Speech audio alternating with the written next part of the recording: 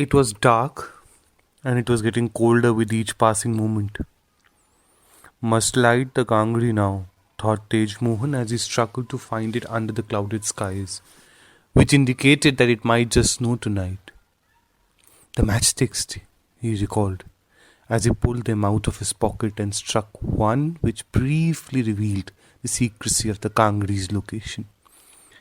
Tej Mohan quickly scrambled towards it, and in a few moments managed to light the remaining coal in it, while he felt secure.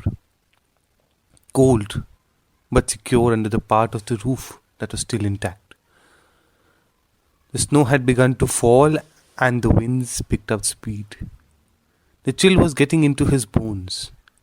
The parent proved no good tonight. His blankets were kept in the prayer room, which was at the other end of the house. But it would prove to be dangerous, as parts of the house were already broken and he might just fall through in the darkness. What then? Who would help him in the entire village of ghosts and lost souls? The winds were howling and screaming loudly. Sometimes the howling can sound identical to the screams of witches. And they were the only sounds left to be heard that night, other than the animals and the winds and perhaps the rain and snow that were about to come. But no humans were left in there. Tej Mohan was old and hobbled a bit. No, he thought, I should crawl across so that I don't fall down, and began to crawl along the floor, his hands being his eyes for the moment in the darkness that had pretty much engulfed his life for good. As he moved about, Tej Mohan recalled the day when everyone was packing up. Pandit Arjun Wakhlu, his son, his daughter-in-law and his grandsons had been shot dead last night. This was not the first time that something of this nature had not occurred in Kashmir. But it will not be the last, thought a worried people as they scrambled to gather whatever was of value to them, so that they could leave. Tej Mohan had tried hard to convince them not to leave.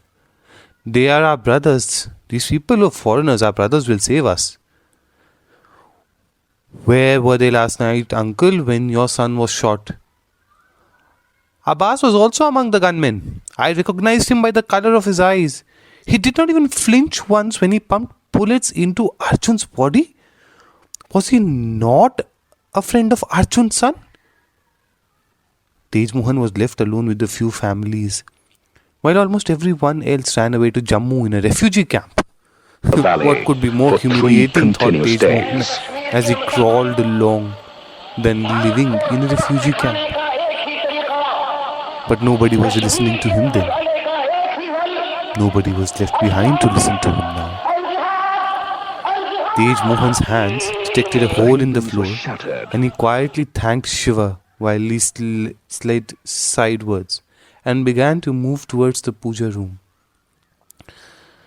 It was no less than a miracle that the puja room was the only room left unharmed in the house that day. He shivered as he recalled how a bunch of terrorists came along and threw grenades, did they call them that, all over on every Pandit house in the village. Broken glass flew, screens pierced the air, as the terrorists and the supporters screamed in absolute delirium.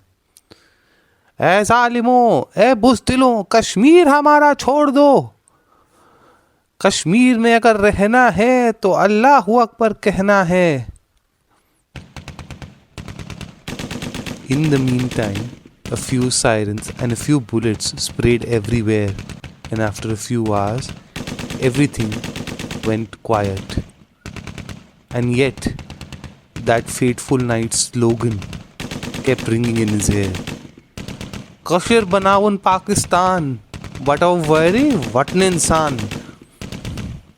The mosques blared all through the day for 3 days non-stop.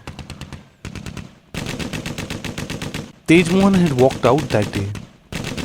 It was perhaps the last time he would do so, to see if anyone was left alive. His worst fears were confirmed.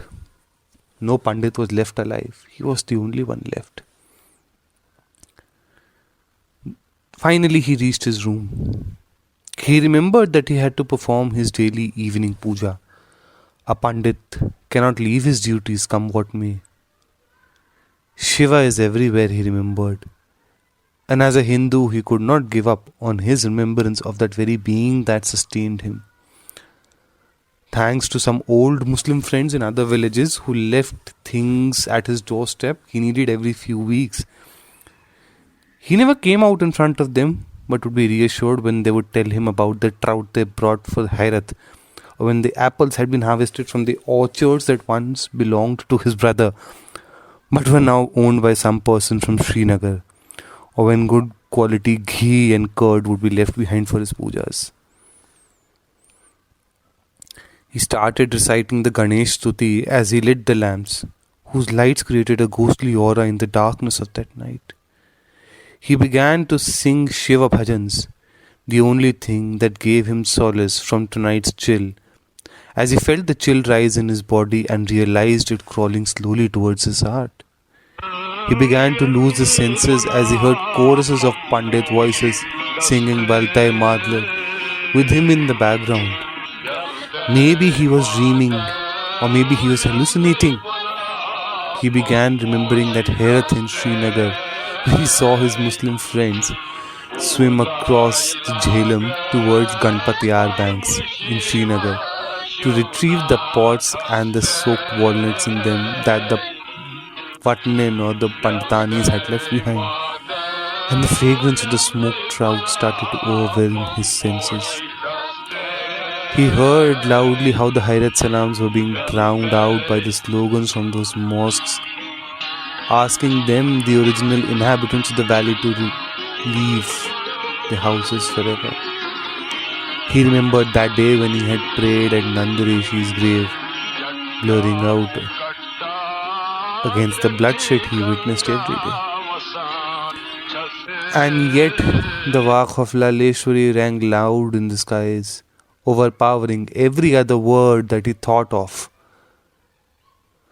Yus os yat soi choi tat, soi choi prat shair tit makan, soi choi pyat, soi dui rathe, soi choi sorai gopit pan, shiv choi thal thal ramzan, म्योजान Hind मुसलमान चुख काय तुक पनुन पान परजान सहज साहिब जय zani zan.